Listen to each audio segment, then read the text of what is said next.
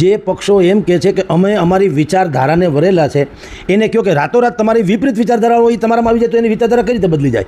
કાચીડાને રંગ બદલતા વાર લાગે. એટલે જનતાને શું ફેર પડે એ પ્રશ્ન મહત્ત્વનો છે. અને જનતાને કોઈ ફરક નહીં અલબત્તા. આ બધા પોતપોતાના સ્વાર્થ ખાતર, પોતપોતાના મુદ્દા સાથે, પોતપોતાની આઈડિયોલોજી સાથે અને પોતિકા એજન્ડા સેટ કરવા ઇધર ઉધર થતા હોય છે. રાજુ કરપડાના કિસ્સામાં એક થોડીક ફેર એટલો છે કે એણે એના તથાકથિત જે કંઈ છે એના સમર્થકો એને પૂછ્યું પણ ખરું અને એક ચોક્કસ બાબતો સાથે ભાઈ ખેડૂતોના અમુક પ્રશ્નો હું હલ કરીશ એવું કહીને એ ભાજપમાં જોડાણા છે. એટલે ભાજપને શું ફાયદો? ઓબ્વિયસલી બોનસ જ છે જેટલું આવે એટલું. કારણ કે જે વિસ્તારમાંથી રાજુ કરપડા આવે છે, સુરેન્દ્રનગર, લીંબડીને, ચોટીલાને, એ થોડુંક ભારતીય જનતા પાર્ટી માટે ટફ જેને કહી શકાય એવો વિસ્તાર છે, ત્યાં પડકારરૂપ છે. તો આનાથી જેટલા લોકો રાજુ કરપડાના સમર્થકો છે એ હવે અત્યારે ભારતીય જનતા પાર્ટી તરફ આવે. એટલે એને જુઓ, પક્ષ પલટો હું તો કહું થવા જ જોઈએ.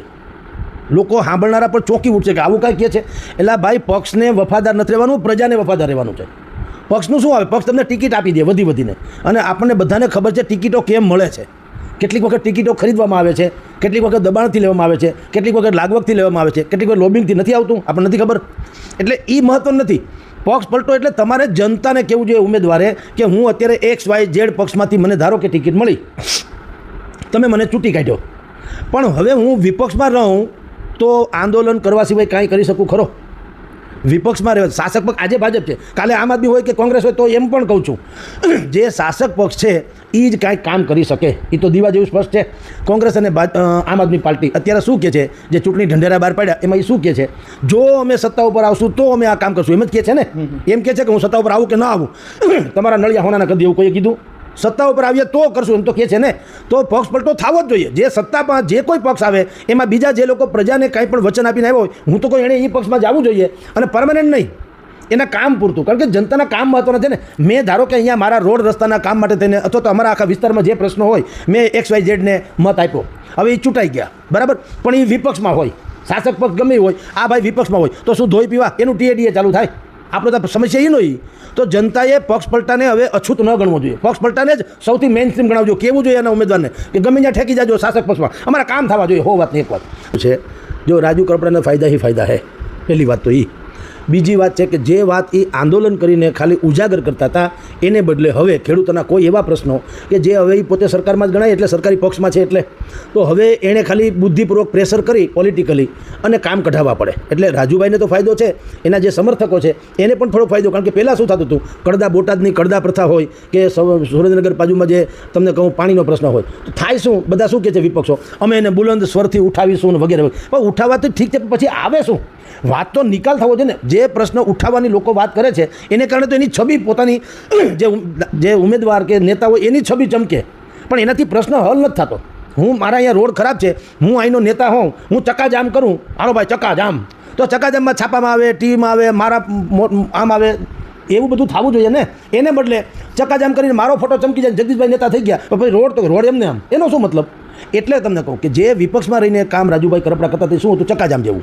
બોટાદમાં માર્કેટિંગ યાર્ડ બંધ કરાવો, કડદા પ્રથા બંધ કરાવો, હાય ફલાણ, લાઠી ચાર્જ, જેલમાં જવું, ફલાણ થયું કાંઈ નહીં. એના કરતાં આ તો ઠીક છે, આ કેસમાં તો કડદા પ્રથા સરકારે નાબૂદ કરી દો, દાખલો આપું છું. એના કરતાં હવે સરકારમાં છે તો કહી શકે ને સરકારને કે આપણે જો મત જોતા હોય તો આ 2-3 કામ જે છે એ બુદ્ધિપૂર્વક તાત્કાલિક પૂરું કરો તો મેળ પડે. એટલે રાજુભાઈને ફાયદો, એના સમર્થકોને પણ મળે. અત્યારે રાજુભાઈને ફાયદો. સેવાના નામે TRP માટે, સેવાના નામે તમે વિચાર કરો, જેટલા પણ આંદોલનો થાય છે, હો હા ને હી હા, પછી થયું એનો કંઈ નિકાલ આવ્યો નહીં. તો બધા એમ કે લોકશાહીમાં તો હંમેશા એમ કે વિપક્ષો મજબૂત હોવા જોઈએ. ભાઈ મજબૂત બરાબર છે, પણ પછી એનો કંઈક નિવેડો તો આવવો જોઈએ. એના કરતાં જે શાસક પક્ષ છે જે હોય તે, એને પ્રજાના મતની જરૂર તો છે ને. શાસક પક્ષ કંઈ હવે કંઈ એવું નથી કે એની પરથી કોઈ અમોઘ શસ્ત્ર આવી ગયું કે હવે એને કંઈ મતની જરૂર ન પડે, એવું તો છે નહીં. તો તમે એમાં કહો કે ભાઈ જો તમે આ પ્રશ્નો હલ કરી દો તો અમે તમારામાં ગોઠવાઈએ અથવા તો તમને સમર્થન આપીએ. ભલે તમે ખેસ ના પહેરી લો પણ સમર્થન આપીશું. તો આમાં તું સમર્થન આપવાનું જોઈએ ને. જે કામ કરે એનું જ સમર્થનની વાત છે ને. લોકતંત્રમાં બીજું શું છે? કોઈ આપણો દુશ્મન પક્ષ થોડી છે. આમ આદમી પાર્ટી કાલ સવારે ચૂંટણી જીતી જાય દાખલા તરીકે, તો અત્યારે આપણે ભારતીય જનતા પાર્ટી શાસનમાં છે, કાલ સવારે ભાજપના ધારાસભ્યોએ પણ આમ આદમી પાર્ટી જો શાસનમાં આવે તો કેવું જોઈએ કે ભાઈ અમારા વિસ્તારના કામ કરો તો અમે તમને સમર્થન કરીશું, કાંઈ વાંધો નહીં. એવું તો હોવું જોઈએ ને. ખાલી એકબીજાની તમે ચામડી ઉછેડ્યા કરો ને એકબીજાને અમે થૂકાથૂકી કરો, એનાથી તો જનતા કન્ફ્યુઝ થાય. તમારા બધાની છબી ચમકે મજા કરો. એટલે બેટર વે સુશાસન માટે તો હંમેશા જે શાસક પક્ષ હોય એની પાસેથી કમિટમેન્ટ લ્યો. જે અત્યારે કોંગ્રેસે ઢંઢેરો બહાર પાડ્યો ને એને નામ આપ્યું કમિટમેન્ટ, કે ભાઈ અમારી આ વચનબદ્ધતા એમ કે અમે આ કરીશું. પણ ક્યારે? સત્તા ઉપર આવીએ તો. બાકી તો કમિટમેન્ટનું હું કહું લ્યો બધાને એક એક હોણા નળિયું કરી દી પણ ક્યારે તો એ તો સત્તા ઉપર આવતો તો જે સત્તા ઉપર છે એની યાર મદદ કરવામાં શું વાંધો. તો રાજનીતિ છે, આ શબ્દનું નામ છે રાજનીતિ. નીતિ પાછળ છે, રાજ આગળ છે. શબ્દમાં કોઈનું કાંઈ આવે નહીં. બળુકાના બે ભાગ. આ જ રાજુભાઈ કડવા જેથી આથમણો આ સૂરજ ઉગશે તેથી હું ભાજપમાં આવીશ. ઉગ્યો આથમણે એવું કાંઈ હોય નહીં ભાઈ. હવે આમાં અર્જુન મોઢવાડિયાને તમે ભાજપનો ખેસ ભરેલો કોઈ દી કલ્પાતા ખરા? જેણે ચામડી ઉછાળી લેવામાં ભાજપની કંઈ બાકી નથી રાખી એ અત્યારે ચાલીસા નથી ગાતા. નીતિશ કુમાર, હાલો ને અહીંયા જવા દો. નીતિશ કુમાર રાષ્ટ્રીય લેવલે કહું, નીતિશ કુમાર 10 વખત CM રહ્યા અને ભાજપે નીતિશ કુમારે ભાજપની એની કાંઈ કૂટવામાં કંઈ બાકી નથી રાખ્યું. અત્યારે નથી બધા વેવા વેલાને જેમ મળતા. એટલે છોડીએ રાજનીતિમાં અસંતોષ ને ફલાણું. જો ત્રેવડ હોય તો અસંતોષનું કાંઈ નહીં આવે, ત્રેવડ નહીં હોય બધું થાય. આ રાજનીતિમાં હંમેશા ચડતા સૂરજ એની જ કિંમત હોય છે, ઉગતા સૂર્યની, આથમતાની નહીં. જેની ત્રેવડ છે એને કોઈ કાંઈ કરી શકે નહીં. અત્યારે એવું સંભળાય છે કે મૂળી જિલ્લા પંચાયતની એને ટિકિટ કદાચ મળે અથવા તો એ માગે અથવા તો પક્ષ આપે. પણ હું એમ માનું છું, મેં ગઈકાલે અનેક જગ્યાએ ચર્ચા વગેરે કરી કે મૂળી જિલ્લા પંચાયત કે જે કાંઈ તાલુકા પંચાયતની જિલ્લા પંચાયતની જે મૂળીમાં બેઠકમાં એ લડવા માગે છે, મારી દ્રષ્ટિએ એ નાની વાત કહેવાય. ડીસીપીને પીઆઈનું પ્રમોશન ન મળ્યું કહેવાય, ડીસીપીને પીઆઈ બનાવતી પ્રમોશન કહેવાય. આ રાજુભાઈ કરપડા ધારાસભ્ય લેવલની વ્યક્તિ છે. ભૂતકાળમાં આમ આદમી પાર્ટીમાંથી તેઓ લડી ચૂક્યા છે, ચોટીલા વગેરેમાં હારી જાય જુદી વાત છે, પણ ધારાસભાની ચૂંટણી લડતા અને અત્યારે પણ જેમ નરેન્દ્ર મોદી પછી અમિત શાહ એમ કહેવાય છે કે નહીં, એવી રીતે જ્યારે આમ આદમીમાં હતા ત્યારે ગોપાલ ઇટાલિયા પછી કોનું નામ આવતું હતું? રાજુ કરપડાનું. તો એ ટાઈપની કક્ષાની વ્યક્તિ છે. એ જો જિલ્લા પંચાયતની બેઠક લડે તો મારી દ્રષ્ટિએ નાનું ગણાય, પણ છતાંય હવે એ રાજકીય રીતે જે એની ગોઠવણ હોય તે ભારતીય જનતા પાર્ટી કદાચ એવું ઈચ્છે કે તમે અત્યારે જે સ્થાનિક સ્વરાજ્યની ચૂંટણી છે એમાં જે સુરેન્દ્રનગર પંથકમાં સ્ટાર પ્રચારક તરીકે રહીએ તો એના જે સમર્થકો છે ભાઈ રાજુ કરપડાના, અને જેટલી પણ બેઠકો એ વિસ્તારની હોય સુરેન્દ્રનગર જિલ્લાની, તાલુકા જિલ્લા પંચાયત, ગ્રામ્ય પંચાયત, એ બધામાં જે અસર થવી એ કરી શકે. એટલે ચૂંટણી લડે તો મારી દ્રષ્ટિએ કહું છું, એ તો એનો નિર્ણય કરવાનો છે. મારી દ્રષ્ટિએ થોડુંક નાનું ગણાય, પણ હવે રાજનીતિમાં તો બધું સંભવ છે.